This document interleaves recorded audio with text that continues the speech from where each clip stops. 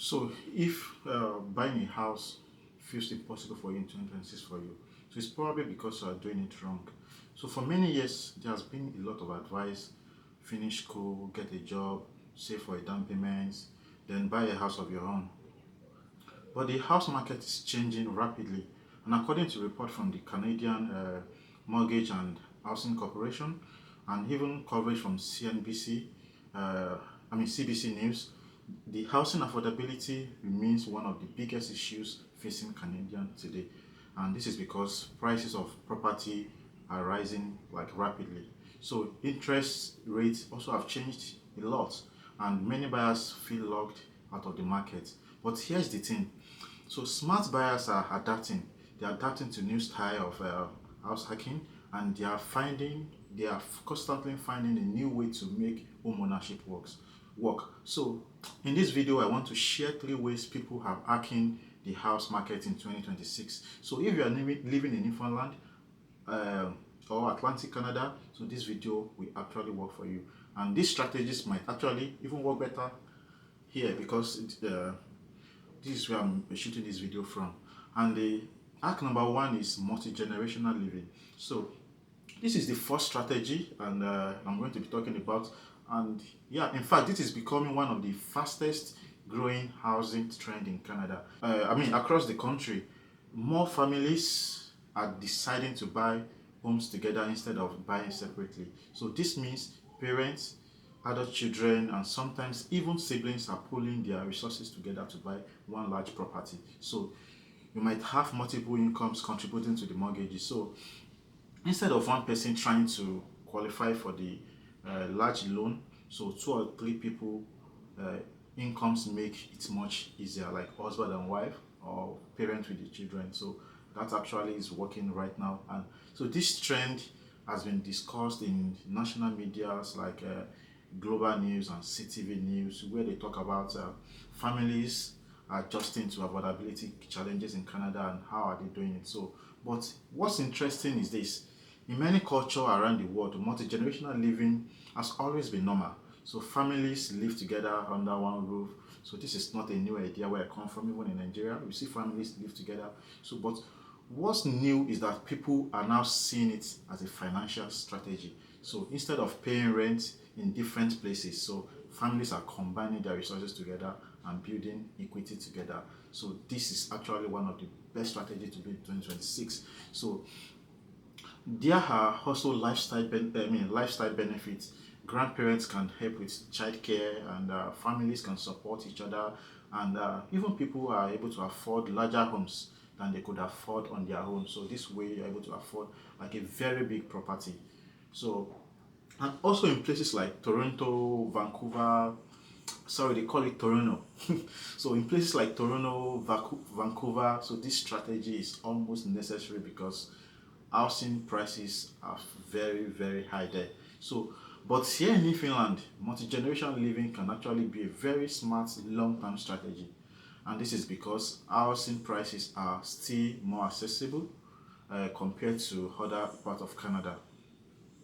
And the second hack I'm going to be talking about is buying home with an apartment. So here we have like multi-apartment, so a multi-unit apartment. Multi-unit. So this second strategy is something that's actually very common in Newfoundland already. Like for example, the house that me and my wife currently own, that's what we're currently doing. And I have a lot of friends and a lot of people that are doing this here in Newfoundland and other Atlantic provinces. And so that means you are buying a home with a rental apartment. So when you live in the upstairs, then you rent the basement out.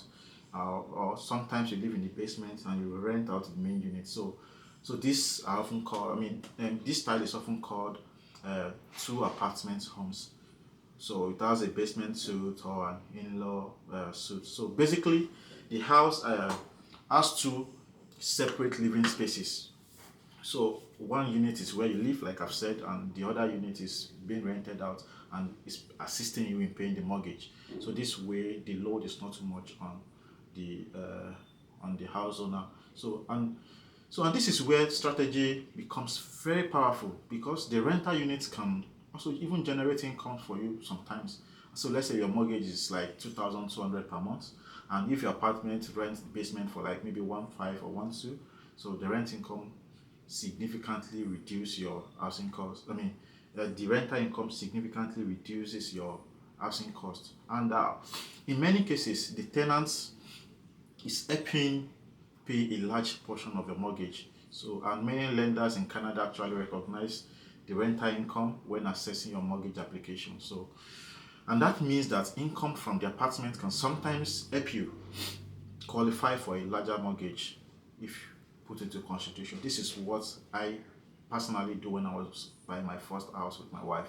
So, and this is one of the reasons why two apartment homes are very popular in places like St. John's, Halifax, mostly in Atlantic provinces. So they are not just homes; they are producing properties. And for many first-time buyers, this is one of the smartest way to enter the real estate market.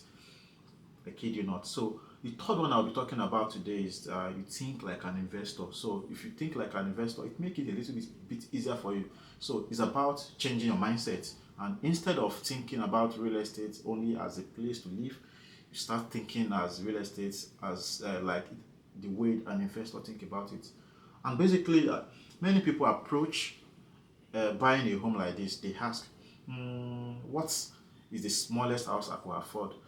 But investors ask a different question. They ask what property can generate income or grow in value over time. So thinking like an investor actually is very, very important, because this is a long-term game, not a short-term game. So you need to understand this. So, and that could also mean buying a home with rental unit, like I've said in the second point there.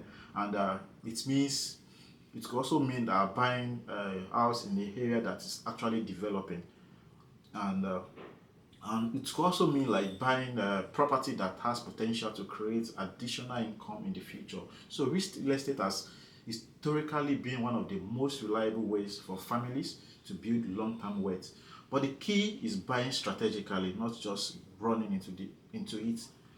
So you have to buy strategically. So instead of buying a house, you are buying an asset. So if you are buying a house in 2026 and it feels difficult, or you plan to buy a house this year and it feels difficult, remember that the market has changed and the smartest buyers are adapting. So they are buying house together with families, they are choosing property with rental income, and they are thinking more like a real estate investor. And the good news is that Newfoundland still offer opportunities like this for so many people, even new people in the province. So, which is one of the reasons more newcomers and buyers across Canada are starting to look into Atlantic province. So, if you are thinking about buying a home in Newfoundland, or you simply want to just understand the market better, feel free to reach out to me.